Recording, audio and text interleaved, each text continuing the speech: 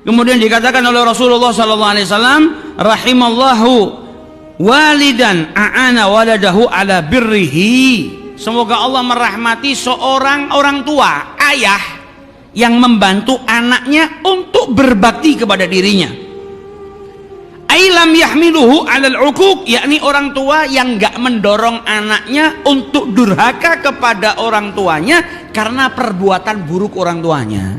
Jadi sebaik-baik orang tua yang didoakan sama Nabi Muhammad agar mereka dirahmati oleh Allah adalah orang tua yang bantu anaknya supaya anaknya bisa berbakti kepada dirinya.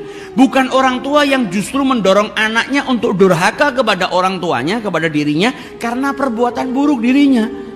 Orang tua nggak pernah sholat, orang tua berbuat haram, melanggar perintahnya Allah. Ini orang tua yang justru mendorong anaknya untuk tidak berbakti, untuk durhaka. Tapi orang tua yang saleh itu orang tua yang justru membantu anaknya supaya anaknya bisa lebih mudah berbakti kepada orang tua. Maka penting, khususnya anak-anak kita di masa dini, atfal, anak-anak masih kecil ini, mereka itu ngerekam apa yang dia lihat. Makanya kalau punya anak kecil, walaupun usianya belum bisa diajari sholat, anak saya umurnya 2 tahun, tapi kalau dirimu sholat, suruh anakmu duduk di sebelah ngelihat. Karena itu waktu-waktu engkau mendidik, waktu anak ngerekam. Anak di saat itu tahu kalau manusia itu makan. Karena apa? Ngelihat orang tuanya tiap hari makan, ngelihat orang tuanya minum, dia belajar hidup. Nah kalau anak mulai dari umur 1 tahun, 2 tahun ngelihat ayahnya ini tiap hari 5 kali seperti ini, rukuk, sujud, salam, assalamualaikum warahmatullah, tiap hari sholat, berarti anaknya mulai dari kecil pandangannya sudah belajar. Berarti orang hidup itu harus sholat. Dari kecil kita sudah tanamkan di memori anak kita kalau kita ini punya perintah. Nah, kau ketika lahir yang pertama kali kau dengar itu panggilan sholat, Allahu Akbar, Allahu Akbar.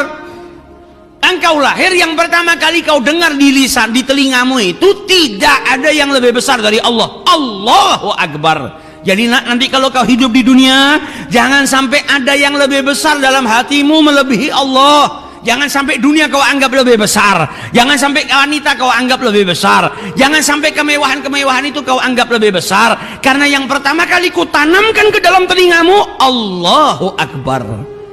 Biarkan anakmu lihat kau sholat, walaupun dia nggak ngeliatin terus, walaupun dia main-main mungkin di situ, tapi biarkan memori anak ngerekam. Oh, orang tua saya dulu saya lihat semasa kecil.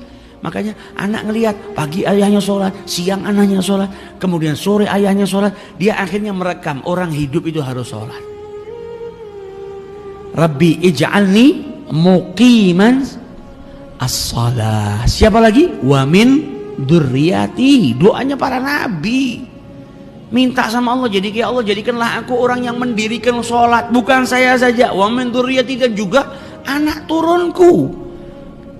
Kalau anaknya dari kecil dididik ngelihat anaknya sholat, lihat ayahnya sholat, ibunya sholat, ayahnya sholat, ibunya sholat, ya jadi anak yang luar biasa. Lah tapi anak dari kecil nggak pernah lihat anaknya sholat. Berarti ini ayahnya mendorong anaknya untuk tidak berbakti, mendorong anaknya supaya durhaka karena nggak ngajarkan kebaikan. Dan orang tua yang tidak melakukan sholat, sering meninggalkan sholat, nanti mau nyuruh anaknya sholat itu malu dia. Dan terkadang bukan malu, gak ada keinginan untuk nyuruh anaknya. Karena kalau orang tuanya nganggap sholat itu penting, dia nggak tinggalkan. Dia tinggalkan karena apa? Dia nganggap itu nggak penting. Lah kalau dia nganggap nggak penting, dia nggak akan perintahkan anaknya. Akhirnya apa? Anaknya besar tanpa mendirikan sholat. Hari ini kita lihat kalau anak nggak makan, orang tuanya marah, gelisah, takut. Makan nak. Kau kalau nggak makan sakit, marah anaknya nggak makan. Kau kalau nggak makan bisa mati. Kalau anaknya sakit dipaksa minum obat, tapi anaknya nggak sholat biasa. Padahal anaknya nggak sholat bisa masuk neraka, lebih bahaya daripada sakit, lebih bahaya daripada mati. Tapi seakan-akan agama lagi nggak penting sudah.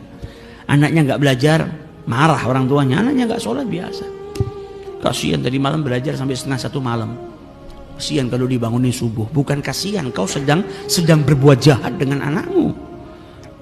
Kau sedang menjerumuskan anakmu ke dalam lubang kenistaan. Kau bilang kau kasihan. Orang tua yang kasihan sama anaknya adalah orang tua yang didik anaknya untuk berpegang teguh kepada syariatnya Allah, nggak ngelanggar perintahnya Allah, ngerjakan perintahnya Allah Subhanahu wa ta'ala.